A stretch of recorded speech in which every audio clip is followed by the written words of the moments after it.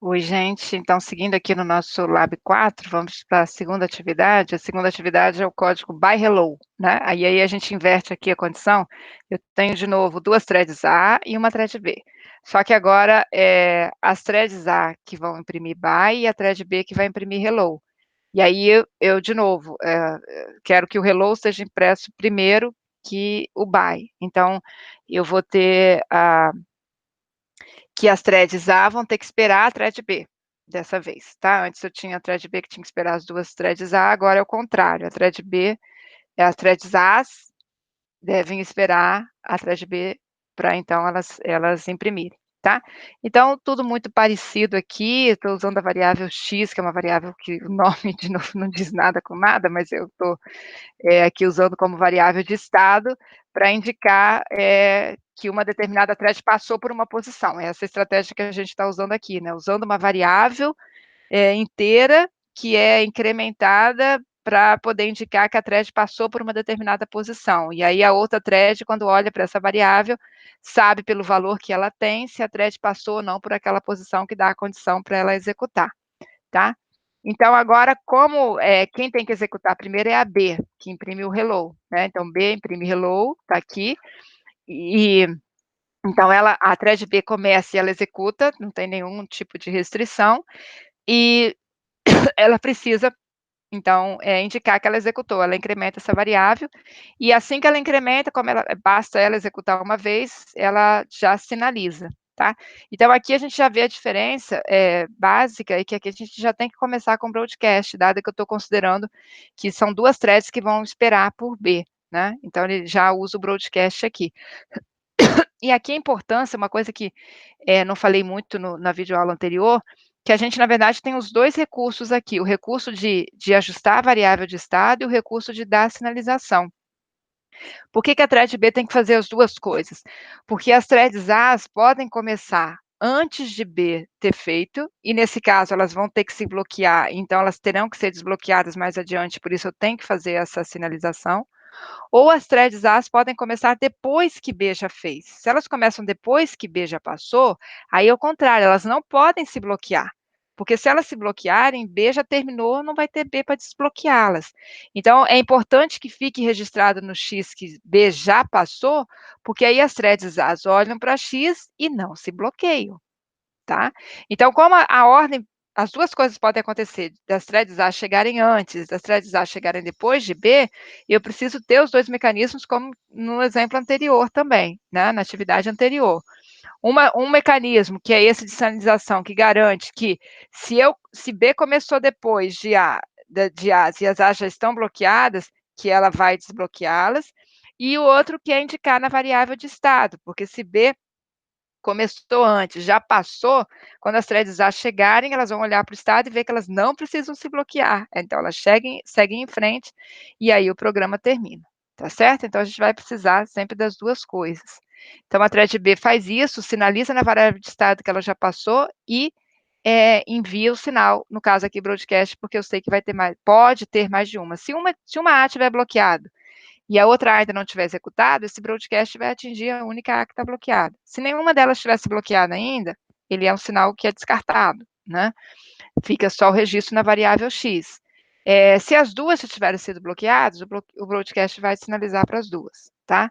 Então, é isso aqui. E o A, o que ela faz?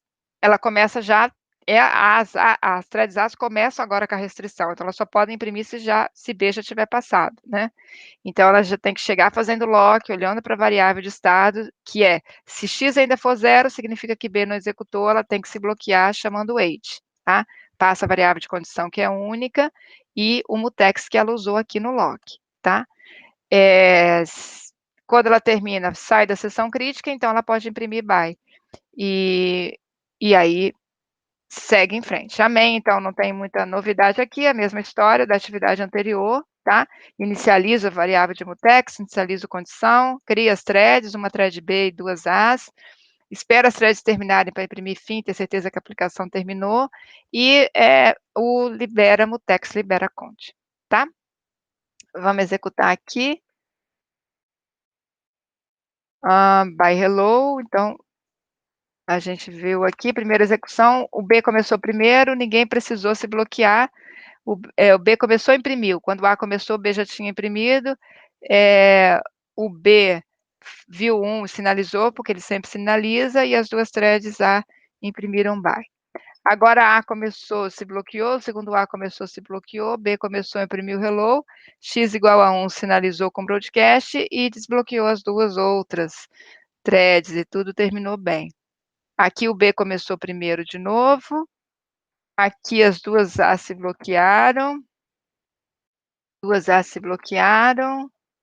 aqui o B começou na frente, queria tentar, duas A se bloquearam, queria ver se uma só se bloqueava,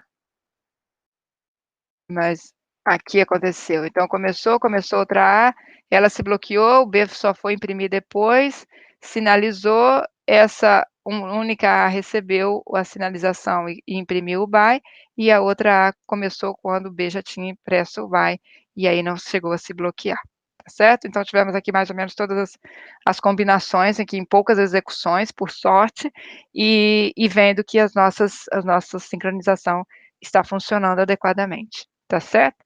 Então, fica aqui para vocês, então, depois abrirem esse código, experimentarem também, executarem na máquina de vocês, ver o que acontece, mexerem aqui na ordem de criação das threads, botarem um signo aqui no lugar do broadcast, né? Então, eu vou ter alguma situação, se eu faço o contrário, né, do que eu fiz na atividade anterior, mudo o broadcast para signal, eu passo a ter uma situação em que eu posso ter execuções que vai funcionar, e ter execuções que não vai funcionar, que vai ter deadlock, né? Então, se as duas threads A estiverem bloqueadas antes de B, eu vou ter deadlock, porque o sinal aqui só vai para uma delas, né?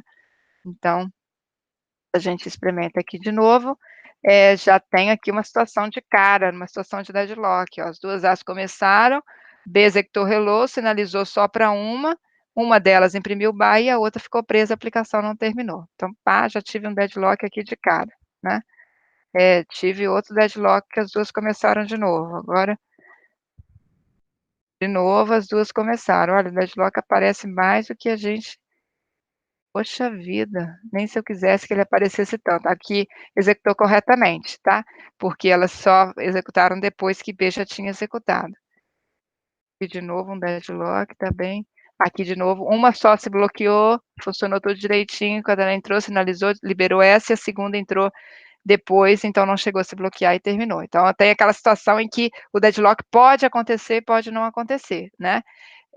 Então eu vou voltar aqui e consertar para broadcast, que aí eu tenho a garantia de que sempre ele vai estar atendendo, tá certo? Então são essas questões importantes aqui de início, né?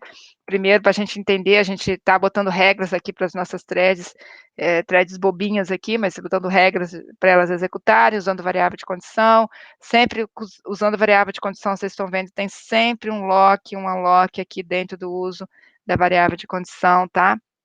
Tanto no wait quanto na sinalização, porque para eu sinalizar eu preciso olhar, alterar minha variável de estado minimamente, e às vezes checar se ela chegou na condição que é para chegar ou não, então eu vou fazer isso dentro de lock e unlock, sessão crítica, nunca deixem de fazer, por mais que isso onere a aplicação, onera, mas eu não posso abdicar, porque senão eu posso ter situações de execução incorreta, e tenho que usar o meu bloqueio quando eu devo usar, além de usar o bloqueio, eu tenho que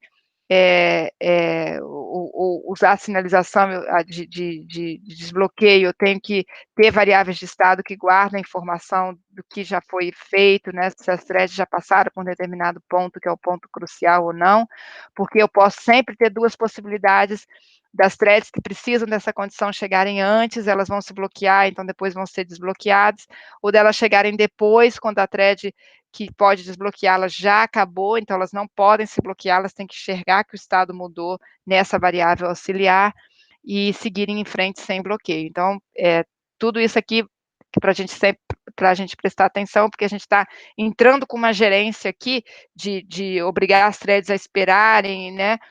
Uma coordenação aqui interna que a gente tem que fazer com cuidado para não ter problemas como, por exemplo, o deadlock, que a gente já viu fácil aqui ele acontecer, né, que é quando a aplicação não termina, porque alguma thread bloqueou indefinidamente e não tem nenhuma outra thread para desbloqueá-la.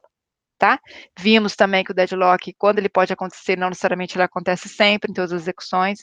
Então, faço uma execução, funcionou, não posso, tem que fazer mais, como a gente tem feito aqui, a gente vê diferentes situações acontecendo, tá? E mesmo fazendo várias execuções, eu nunca vou ter garantia 100%, então é um exercício aqui de você também olhar para o código e repassar como se você fosse um, um testador de código, né, para ver que você está fazendo o uso todo correto e testando a saída, obviamente, para complementar essa verificação, certo? Beleza, gente? Vou terminar aqui e volto na sequência.